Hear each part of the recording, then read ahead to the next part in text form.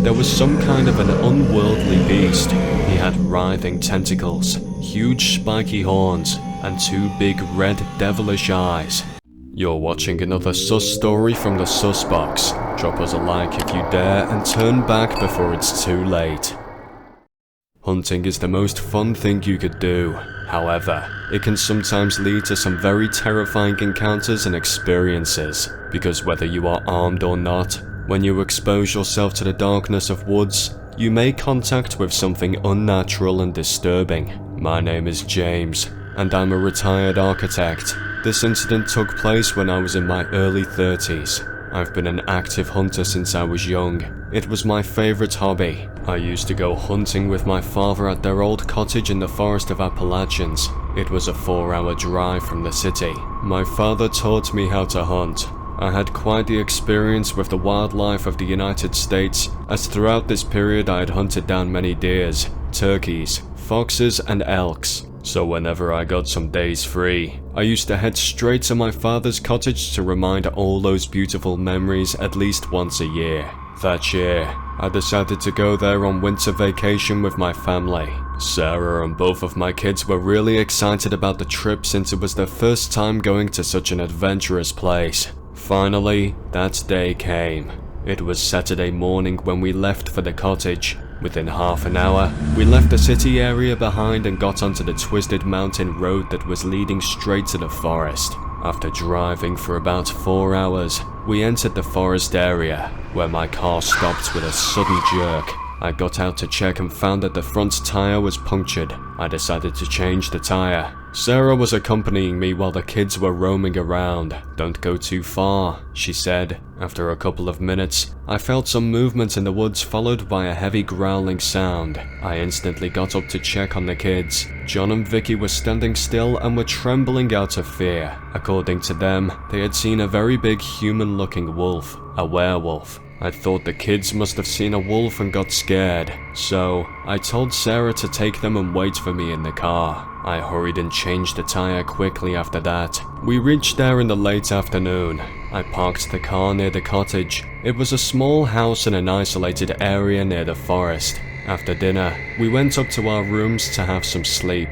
The next morning, I headed out on the hunt. I was super excited as ever. After landing in the woods, I started to look around for the prey in my customary way. There was no sign of life even after searching for around 1.5 hours in the woods. It seemed like all the animals had suddenly vanished from the forest. The forest was silent, no birds chirping, no insects buzzing. Even the rustle of trees in the wind had come to an ominous standstill. It was very strange. Something like this had never really happened before. After spending half an hour more in the forest without finding any prey, I decided to go a little deep into the woods. I wasn't very familiar with that area of the forest, so, just to be on the safe side, I was putting cross marks on the trees with my pocket knife along the way. An hour passed in the same direction, and I still had no luck with the prey. I was getting more discouraged with every passing minute. Finally, I decided to quit my search and get back to the cottage.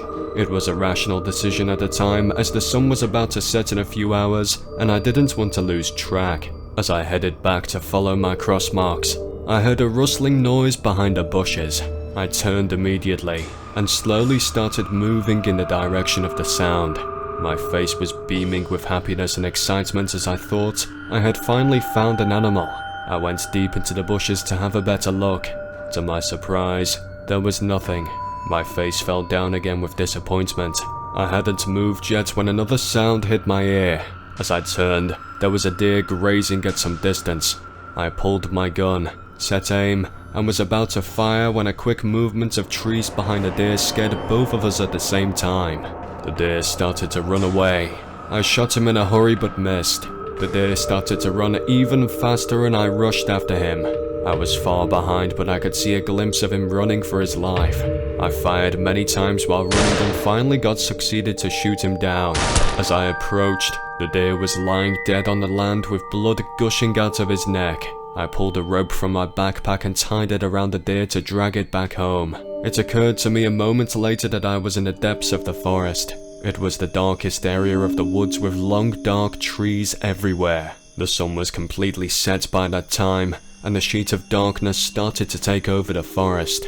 The sky above seemed thick, signaling a heavy snowstorm on the way. I looked around and tried to recall the path that led me here, but everything looked the same in the darkness. Snow started to fall in no time. For some reason, I was constantly getting the weird feeling of being watched from everywhere. I could feel a strange presence around me. I took a few heavy steps looking around cautiously. A few minutes later, I heard a swishing sound followed by a growling from my back. I turned immediately, aiming my gun in that direction. There I saw a glimpse of something way bigger than any existing animal I'd ever seen, that was almost invisible in the dusk of the trees. I felt like my heart stopped. I ran without having a second thought. I was truly very scared at that point. I could feel that thing coming for me. I scrambled off my path into a rock gully. I crawled myself to the cave, hoping to hide, but what I experienced next was incredibly terrible. I heard a weird chomping sound. As I scrolled my torch around, there was some kind of an unworldly beast. He had writhing tentacles, huge spiky horns, and two big red devilish eyes. The deer's body was lying in front of him. The body was brutally torn apart, exposing his organs with blood everywhere. The beast was coated with his blood, and the patches of bare skin were scattered across his figure. My stomach tightened and my nerves were on fire as I watched him with numb horror. I felt a sudden rush of cold all the way up my back. When he looked back at me with his wild, wide, horrible eyes, my heart sank. I started to run in my backward direction, but he jumped on me and struck me on the shoulder with his big sharp nails. The blood was oozing from my wound. The horrible growling sound of the beast was landing loudly in my ears. I crawled painfully toward my rifle, pulled the trigger, and shot him blindly. The beast screamed as black fluid squeezed out of his wound. I inched my way out of the cave and ran as fast as my rickety legs would carry me. The snowstorm was at its peak at that time. Every muscle in my body was tight enough to burst. After running breathlessly for 10 minutes in the same direction, I found the cross marks on the trees. I sighed heavily and followed them with the same speed. I hadn't seen back for a single second after running from that beast. My sight had started to blur due to the heavy storm as well as out of anxiety. After running for more than an hour in the storm, I could finally see the cottage lights. My family was already worried for me, and after seeing me like that, they got even more scared.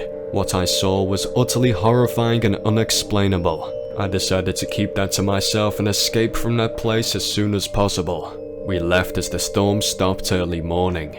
That night was pretty heavy. I didn't take a breath of relief until I was out of that place with my family. I never imagined that a simple hunting day would turn into a horrible nightmare. That was something beyond description. I didn't know how I managed to escape from that cave. Maybe that was my luck, but I had never shared what I saw that night in the woods with anyone, not even my wife, because I knew no one was going to believe that no matter what. But that terrifyingly giant beast figure still haunts me in my dreams. Thank you for tuning into another one of our stories. We hope that you have enjoyed it. Leave us a like and comment how you feel about this beast. Feel free to check out our other videos and we will see you in the next video.